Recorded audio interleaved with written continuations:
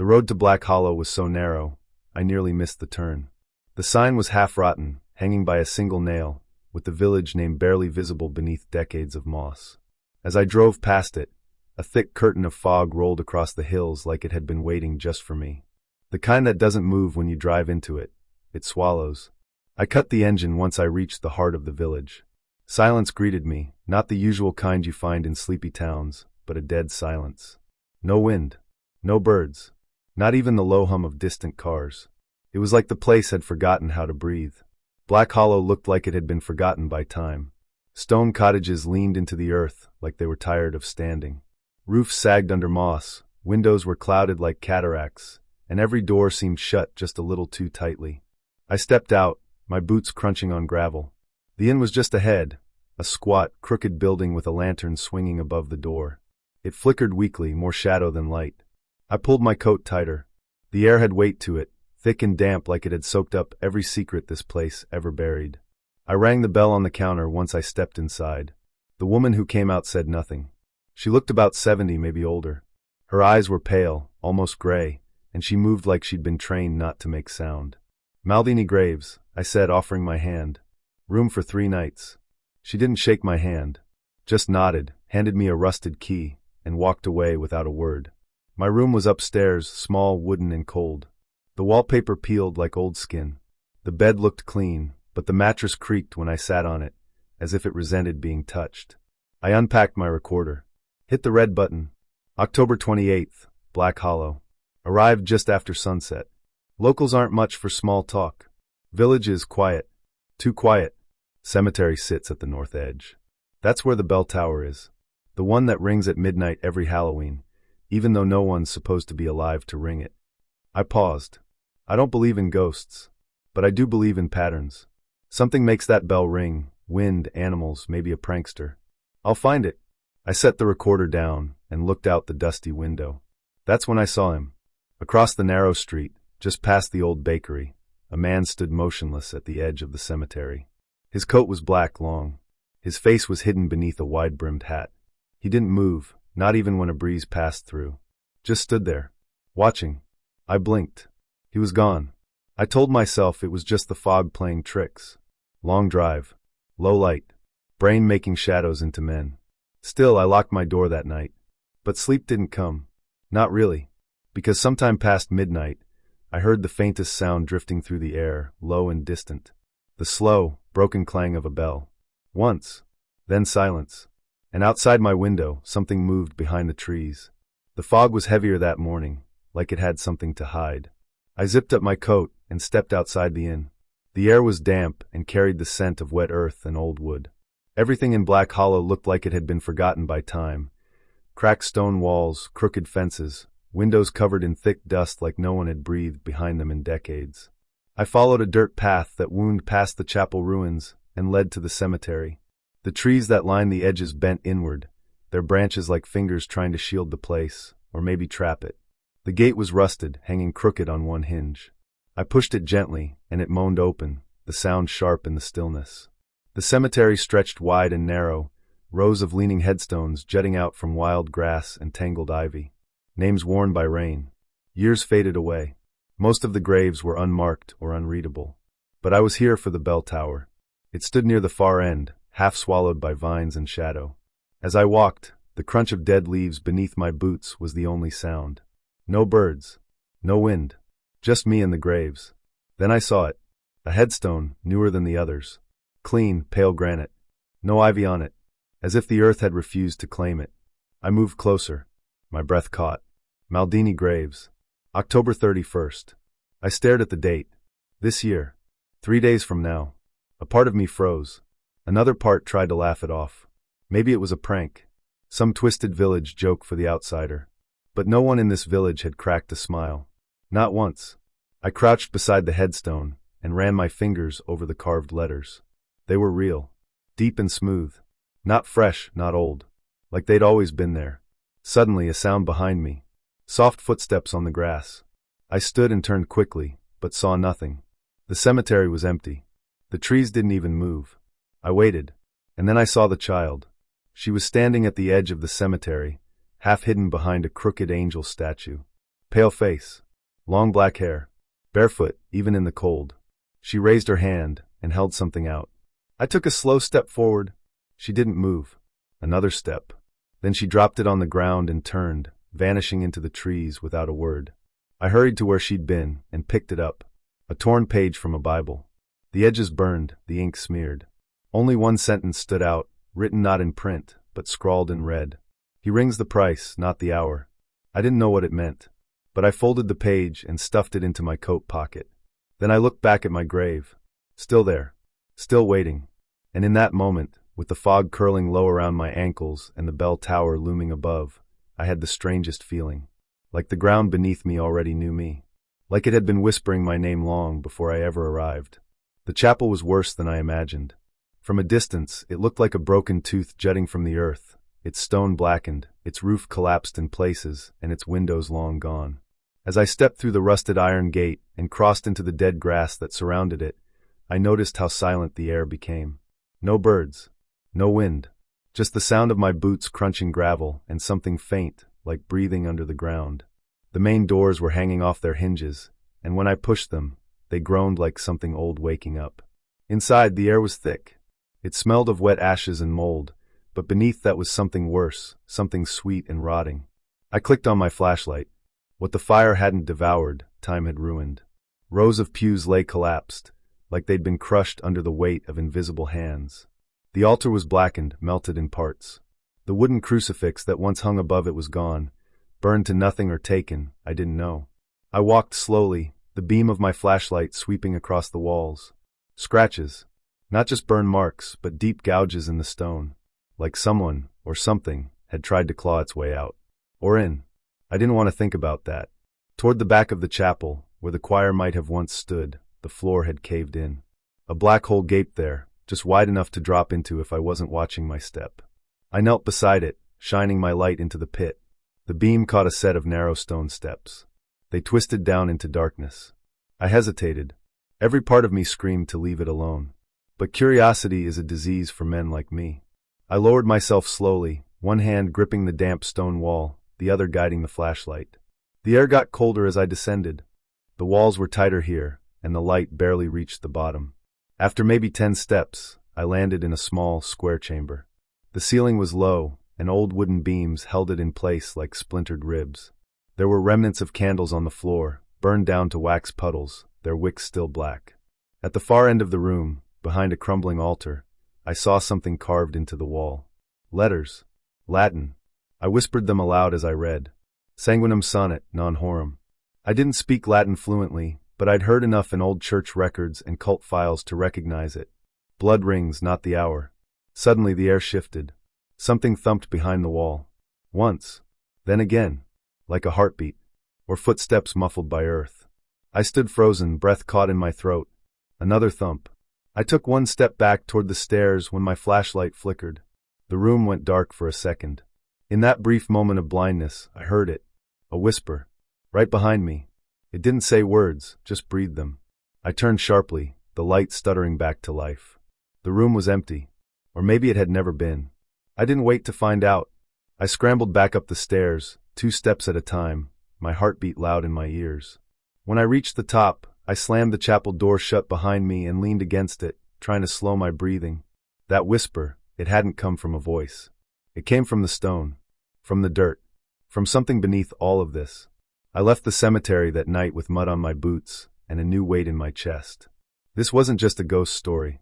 Something was alive under Black Hollow, and I had just knocked on its door. The next morning, the sky hung low like a dirty shroud. Gray clouds rolled over Black Hollow, thick enough to choke out the sun. The fog didn't lift, it just settled in deeper, like it knew something was about to happen.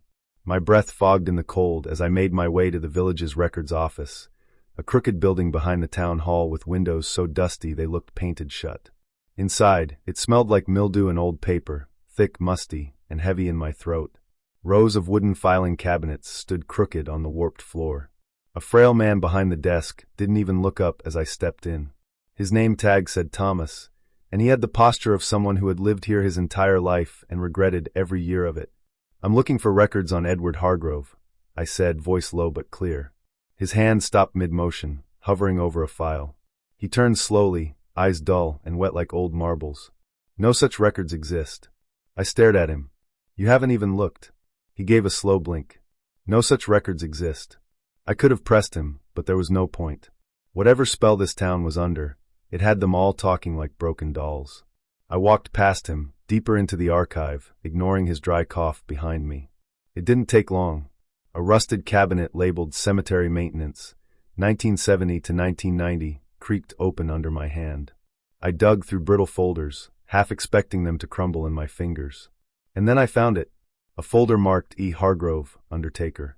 I pulled it out. There wasn't much inside. A few yellowed certificates, a photo, and a newspaper clipping from 30 years ago. The fire. The chapel fire that burned half the cemetery grounds and supposedly claimed the lives of 3 people, 2 mourners and Edward Hargrove.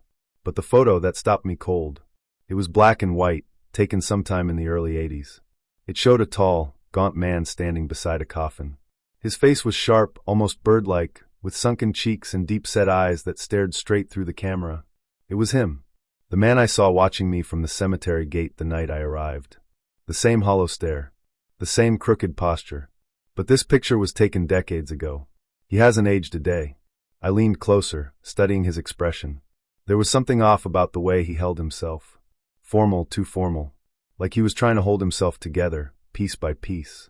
And those eyes, they looked dead, even back then. I turned over the photo. Someone had scribbled a note on the back. Last known image. Do not trust the dead. A cold spike of fear crawled up my spine. I shoved the photo back into the folder and took it with me. I didn't ask permission. I didn't care anymore. Back outside, the fog had thickened. The village was quieter than before. No dogs barking. No carts creaking. Just a heavy stillness that pressed against my ears like cotton. I walked toward the cemetery. Not to explore. Not yet. I just wanted to see if he was there again. But the gate stood empty. The crooked trees swayed, but no figure waited this time. Just rusted chains and silence. Still I felt it. That gaze. Watching me from somewhere deeper in the fog. Maybe behind a tree. Maybe behind a headstone. Maybe behind my own reflection if I looked too long. I clutched the folder tighter under my coat and whispered to myself, barely loud enough to hear. Who the hell are you, Edward? The wind didn't answer. But something behind the bell tower creaked. And it wasn't the wind. The next morning, a cold mist hugged the village like a shroud. The sky was a dull sheet of gray, no sun in sight, and even the birds had gone quiet. It felt like the world was holding its breath. I made my way to the small stone church near the eastern edge of the village. It leaned slightly to one side, its windows cracked, and moss covered the roof like a second skin. Inside, it smelled of damp earth and old wood. Dust floated through the shafts of pale light, giving everything a ghostly glow. I had arranged to meet the village priest, Father Elric, a man so reclusive that half the locals whispered he was already dead. He sat in a crooked pew near the altar, hunched in a thick black coat, hands clasped tightly as if in permanent prayer. His face was long, pale, with deep hollows under his eyes like he'd forgotten how to sleep. You're the outsider, he said without looking up. I'm Maldini, I replied. Investigative work. I'm here about the bell. He finally looked at me. His eyes were the dull color of steel, and just as cold. It rang last night, I added. He flinched, barely, but I noticed. It wasn't supposed to, he whispered. I sat down beside him, careful not to touch him. What do you mean wasn't supposed to? He didn't answer right away. A long silence passed. I could hear the wood creak beneath us, like the church itself was listening. Then he spoke slowly. That bell, it hasn't worked since the fire. No rope. No clapper. It's just a husk. But on All Hallows' Eve it rings. One stroke. Midnight. Always midnight. It rang last night, I reminded him. 3 nights early. Father Elric turned his head. Then something's gone wrong. I leaned closer. What happened during that fire? The chapel was burned down, records gone, people dead, and Edward Hargrove vanished. Why won't anyone talk about it? His lips pressed together, his knuckles tightening. Then he said something so low I had to lean in. We made a mistake. I froze. What kind of mistake? There was a sickness. Years ago. Children dying. Crops failed. We were starving. The village elders turned to old scripture. Things never meant to be read. He paused, breathing heavily. We found a way to live. A price was agreed upon. 1 soul, every year. Given freely or taken in fear. Hargrove was the first to offer his hand. My heart thudded in my chest. So the bell? The bell is not a timekeeper, he said, turning to me. It is a toll for the debt. A reminder. It rings not to mark the hour, but to seal the bargain.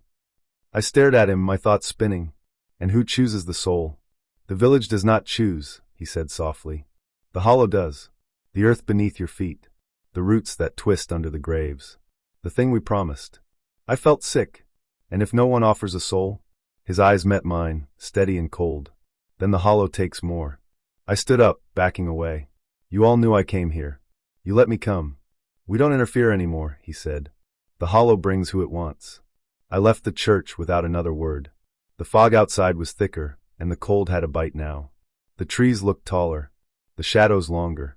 And for the first time since I arrived, I wondered if this wasn't just a story I was writing, but one I'd already been written into. That night, I barely slept. I sat at the window of my room, staring at the cemetery bell tower in the distance. It didn't move, but I swear, I heard the faint sound of a rope tightening. It started with the stench. I woke before sunrise, my eyes burning from a thick, foul smell drifting through the cracked window of my room at the inn. It was like wet soil mixed with rotting meat, strong enough to make me gag. I pulled on my coat and stepped outside into the freezing fog. The whole village was quiet. Too quiet.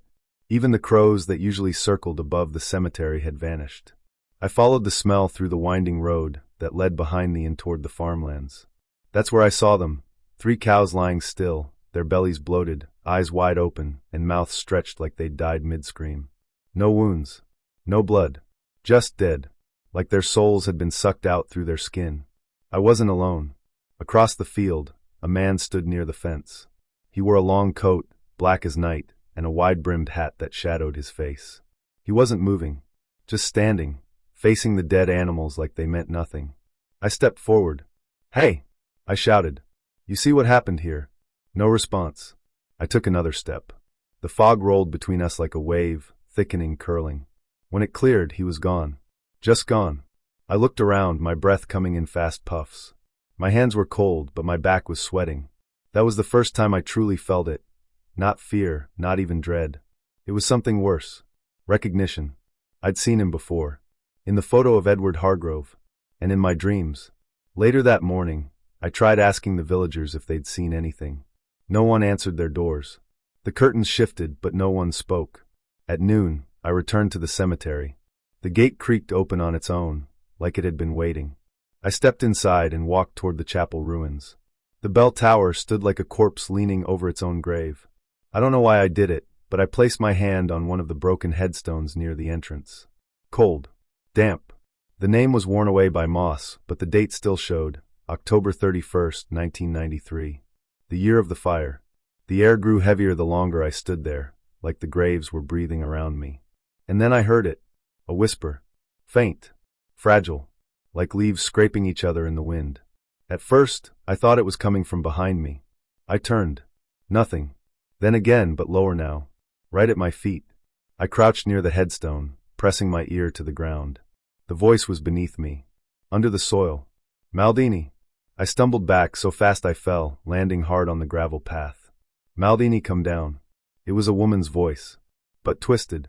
Like she was speaking through water. Or dirt. I scrambled to my feet and backed away, eyes fixed on the grave.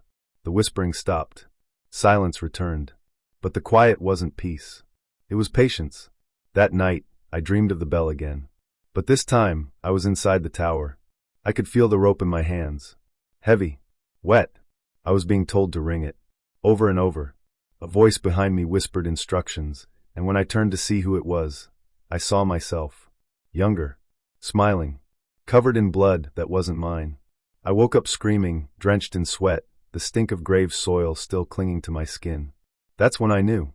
Something had followed me into this village. And it wasn't just waiting for Halloween. It was waiting for me to listen. The cellar was colder than it had any right to be. The kind of cold that didn't come from temperature. It came from something else. Something watching. Something waiting. I had pried open a warped wooden trapdoor under the chapel's altar after noticing scratch marks along its edge. Nails broken off. Someone had tried to get out, not in. I climbed down slowly, each rung of the rusted ladder groaning under my weight. My flashlight flickered once, twice, before holding steady. The beam cut through layers of dust and spiderwebs, revealing a stone corridor no wider than my shoulders. The air was damp and smelled like burnt wood mixed with something sweet, rotting sweet, like spoiled fruit and blood. The narrow hallway ended in a small room. The walls were lined with shelves, but most of them had collapsed. In the corner sat an old table covered in ash, a single object resting in the middle. It was a book. Black leather, cracked and curled at the edges. A thick strap held it shut, buckled with rust. On the cover, one word had been carved deep into the surface. Edward. I hesitated. I didn't want to touch it. I didn't even want to breathe near it.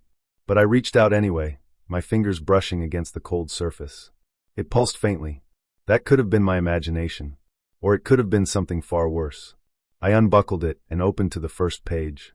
The ink was faded but still readable. The handwriting sharp, precise. October 20th, 1891. They told me there was nothing to be done. That the fever would take them all, my wife, my son, even baby Elsie. I buried 3 neighbors this week alone. The graveyard groans every night now. I hear it under my floor. But there is something beneath it. Something older than death. And it has offered me a choice. I flipped ahead. October 23rd. It spoke to me in a voice that sounded like my mother's, even though she's been gone for years. It promised to heal them. All I had to do was offer it one soul. One every year. Just one. It would take care of the rest. I thought it was madness. I thought I was hallucinating. But I said yes. Page after page, Edward's entries grew darker. He talked of shadows crawling beneath the chapel at night.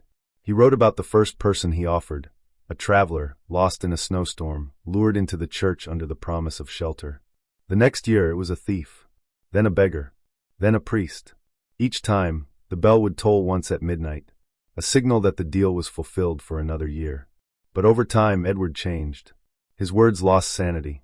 He started hearing the bell even when it didn't ring. He wrote about digging tunnels beneath the chapel, carving strange symbols into the stones. His family had stopped aging. His baby girl remained a toddler for 10 years. Then came the fire. He described it in horrible detail. He hadn't caused it, but he hadn't stopped it either. It was the villagers. They'd found out, tried to burn the demon out. But it didn't die. Only they did. All except him. He ended the entry with this. October 31st, 1899. I can't leave. I'm bound. The bell is not a warning. It's a beacon. A toll of acceptance. The soul must come willingly. That's the rule. And the demon waits below, watching from beneath the stone, hungry and patient. There is always one more soul. And this year, it is the man who seeks truth. I closed the journal with shaking hands. He knew. Somehow, over 100 years ago, Edward Hargrove knew I would come. I stared at the journal, heart pounding, sweat cold on my back. My flashlight dimmed again, then flickered back to life. And in that short moment of darkness, I heard something behind me. Breathing. I turned, but nothing was there. Except a whisper, so close it felt like it slid down the back of my neck. Truth has a cost, Maldini. I didn't remember dropping the book. But when I ran back up the ladder, I left it behind. It felt like it belonged there. And I had the terrible feeling that soon so would I. I woke up gasping, my shirt clinging to my skin, drenched in sweat. My dream had felt too real. I was standing in the cemetery, surrounded by headstones that whispered. Not spoke, whispered. And every whisper had my name in it. I threw on my jacket and stepped outside. The early morning air hit me like a wall of ice. Fog crawled along the village road like it had a mind of its own, thick and slow, like breathing cotton. I didn't know why, but something told me I had to leave. Right now. I got into my car, turned the key. Nothing. The engine didn't even try to turn over. It just clicked once. A dull, final sound. I hit the wheel and cursed hard. The night before it had worked fine. No warning, no stutter. Now dead. Like everything else here. I decided to walk. Just make it to the main road, maybe find a signal, and call for help. But the further I walked, the more the road twisted. Buildings I didn't recognize appeared where others should have been. The pub was gone. The church gone. Replaced by tall hedges and rows of dead trees. My breath quickened. The fog had thickened behind me. I couldn't see where I'd come from. Only forward.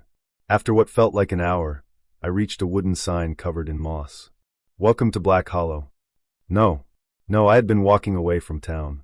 I should have been miles out. I turned around and ran. Didn't stop. Just ran until my lungs were on fire. When I finally stumbled back into the village square, the world looked wrong. The sky was an odd shade of gray, like dusk trapped in a jar. The buildings looked older, more decayed than they did yesterday. And the inn, where I'd been staying, had its windows boarded up like it had been abandoned for years. I stood in the square, chest heaving, hands shaking. I wasn't alone. A figure stood by the cemetery gate. I froze. He didn't move, didn't wave, just stared. He was tall, draped in a coat so black it looked wet. His face was hidden by the shadow of his hood, but I recognized the posture. It was the man I'd seen when I first arrived. The one who didn't belong in the land of the living. I stepped back. He didn't follow. Instead, I heard something else. A low hiss. Not from the man, but from the chapel. I turned. The charred ruins sat quiet, or so I thought. From the cellar, I heard my voice. Not a memory. Not in my head. My voice. Playing. Over a recorder. I inched forward, heart hammering. The cellar door was slightly open. I stepped inside, each floorboard groaning under my weight. The air smelled like burned wood and something older. Damp earth and rot. And there it was. My recorder. Sitting on a stone ledge. But I hadn't brought it here. The red light was blinking. It was playing. I leaned in to listen. My own voice whispered through the static. I deserve this. Let it take me. I stopped breathing. I never said those words. Then the recorder crackled again. You brought yourself here, Maldini. I spun around. No one. Silence. But it wasn't empty silence. It was full. Heavy. Watching me. My hands trembled as I picked up the recorder. The buttons were sticky. Blood? No, something thicker, like tar. I backed out of the cellar slowly, afraid to turn my back on whatever was in there with me. When I stepped outside, the man by the cemetery was gone. But a new sound replaced the silence. A soft bell. Not loud. Not even clear. Just distant. Faint. As if rung from underground. I looked up. The bell tower hadn't moved. But I swear, for a split second, I saw a rope swaying. Not from wind. From something pulling it. And in that moment, I realized something I hadn't wanted to believe. I hadn't come to uncover the story. I had come to be part of it. I should have left the moment I saw my name on that gravestone. But now I know, I was never meant to leave. It was just past midnight when I stepped outside the inn. Fog curled over the cobblestone road like ghostly fingers reaching for my ankles. The entire village was silent. Too silent. No dogs barking, no wind. Even the trees stood still, like they were holding their breath. I lit a cigarette with shaking fingers and looked toward the cemetery. Something inside me tugged gently, like a thread being pulled from my chest. I followed it, not even questioning anymore. My boots thudded softly against the dirt path, the fog swallowing everything past a few feet. That's when I saw him. At first, he looked like a shadow standing just beyond the gate. Tall. Still. Waiting. Edward Hargrove, I whispered, my breath turning white in the cold air. He stepped forward. I didn't hear his footsteps, but I felt them, like a pulse under the ground. The closer he came, the colder I felt. My cigarette slipped from my fingers and hissed out in the wet grass. His face wasn't fully there. One side looked almost human. Weathered. Eyes sunken but alive. The other side was blackened and cracked, like fire-kissed clay. I could see the curve of bone beneath peeling skin. His lips barely moved when he spoke. You made it. His voice wasn't just sound. It was something that brushed against my mind, like fingers in my skull. It hurt to hear. You've been following me, I said. Since I arrived. No, he said. You've been walking toward me long before that. I swallowed hard. I wanted to run, but my legs wouldn't move. My body listened to something else now. Something deeper than fear. Why me? Edward's burnt side twitched into a smile. Because the bell doesn't call the innocent. It calls the guilty. I took a shaky step back. I didn't kill anyone. Not with your hands, he said. But you still buried them. One by one. With every story you wrote. With every life you stepped over for your name in print. Memories I tried to bury came rushing back like a cold tide. The girl in the alley, crying, bleeding, and I walked away to get a better photo of the scene. The old man who begged me not to use his name in the cult article. And I printed it anyway. The boy in the hospital. I interviewed his mother right after they pulled the plug. I needed the truth, I said. You needed attention, Edward replied, his voice low. And now the truth needs you. He stepped closer. I could smell the dirt on him. Old soil and rot. I stared into his eyes. They weren't fully human anymore. One was dark, like burnt wood. The other was a swirling red ember, like something still alive inside him. "What do you want from me?" "I want rest," he said. "And for that, someone must take my place." "No. No, I didn't agree to anything. You did the moment you came here. You felt the pull, Maldini. You didn't come for truth. You came to pay." I turned to run, but the fog thickened instantly. It wrapped around my limbs, tightening like ropes. The path behind me was gone. I was surrounded by gravestones and grayness. And his voice came again, from all around me now. "I rang the bell, but it was your guilt that answered."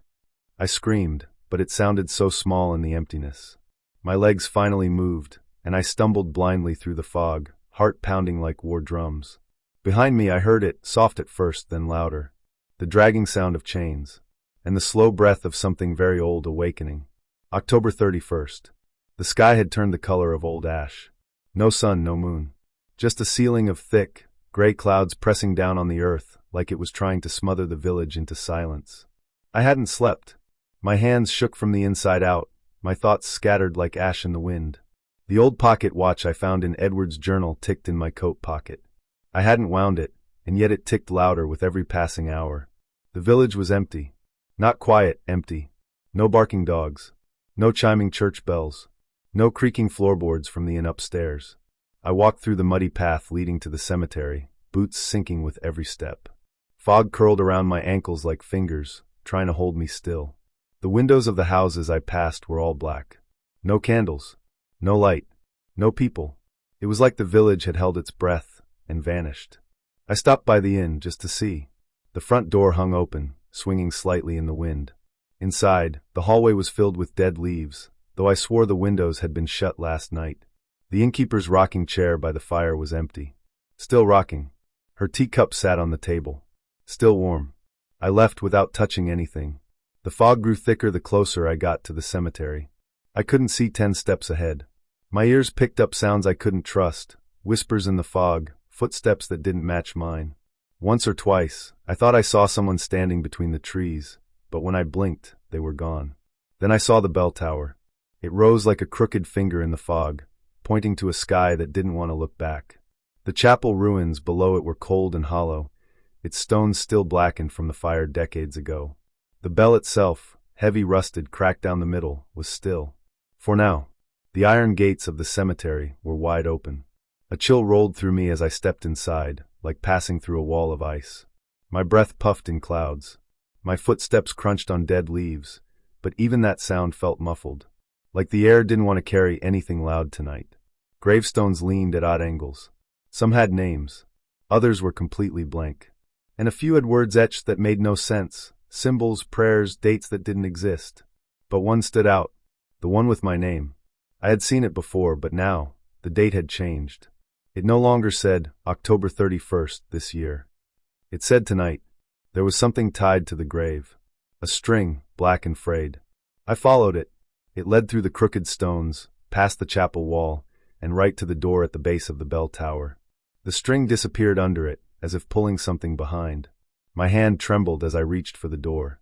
I paused. From inside I heard it. Breathing. Not human. Not quite. It was deep and dry, like wind being pulled through a bone flute. Then a whisper. Low. Slow. Not in English. A language too old for my tongue to understand, but my soul flinched when I heard it. And then, I felt it. The same chill I had known the moment I walked into the village. The same dread that had crawled through my spine the night the bell rang early. It was here. Whatever it was. I backed away, but the earth felt soft beneath my feet. Not just soft, loose. Like a grave waiting to be filled. I turned to leave. To run. But the gate was gone. Where it had been stood only fog and rows of gravestones that hadn't been there moments ago. Each one bearing names I had seen in Edward's journal. And then I heard the rope creak above me. The bell hadn't moved. But the rope had. It was swaying gently like someone had just touched it. I looked up. There was someone in the tower. A shape. A shadow. Not Edward. Me. I was looking at myself. Standing in the tower, holding the rope. And then, I smiled. The me above smiled. Not kind. Not scared. A wide, knowing smile. Like someone who had waited a long time to meet himself. Then he gripped the rope tighter. And the wind screamed. Midnight was almost here. I could feel it, tick by tick, in my chest. This wasn't a place I had come to investigate. It was a place I had always been meant to return to. And the bell was going to ring. Whether I wanted it to or not. I didn't walk to the cemetery that night.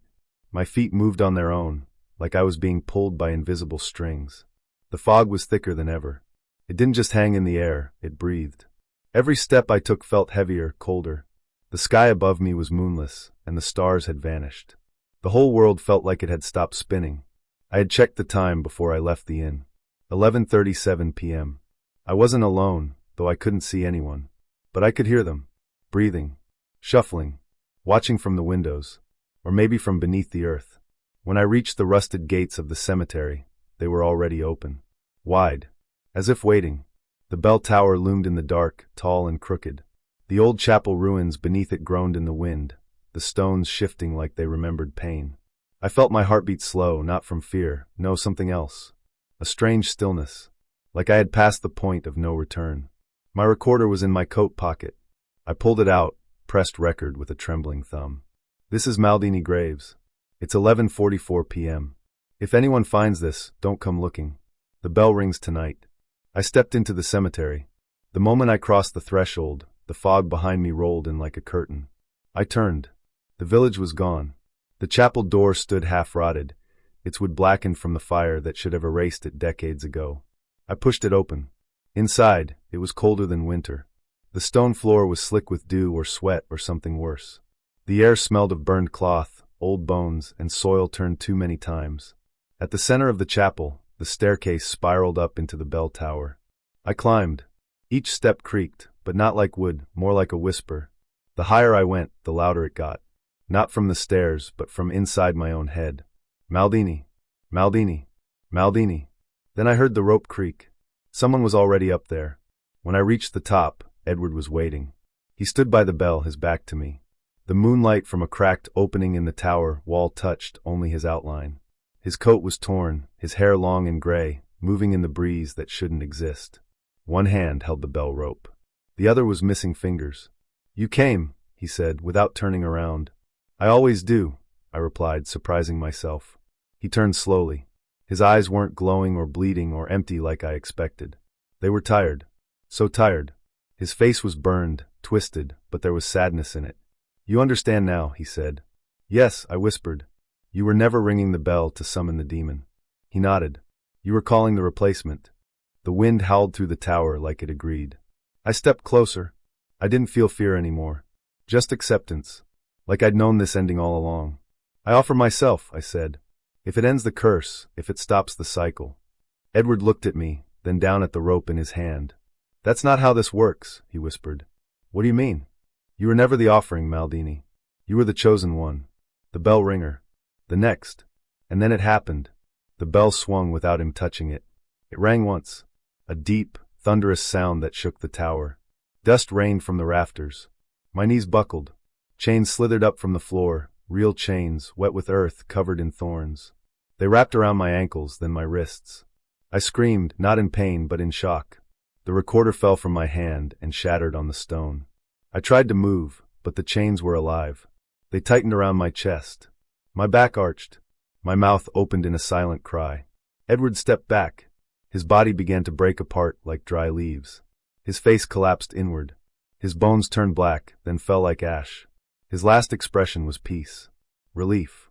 "I'm sorry," he mouthed, before the wind carried him away. And then I was alone, bound to the tower. The bell above me still swayed, even without wind. I heard footsteps outside. Then silence. Midnight struck, and the bell rang again. This time by my hand. It's quiet again. Not the kind of quiet that soothes you. The kind that hangs in the air like a fog you can't breathe through. A dead, heavy silence that seeps into your bones and makes your skin itch. I don't know how long I've been here.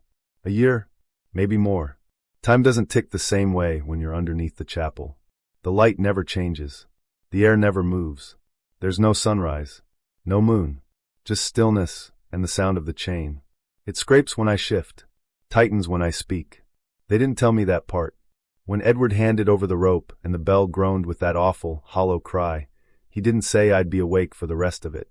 That I'd feel the irons sink into my wrists. That I'd still think, still see, still remember. I remember everything. I remember the look on Edward's face when the chains reached for me instead of him.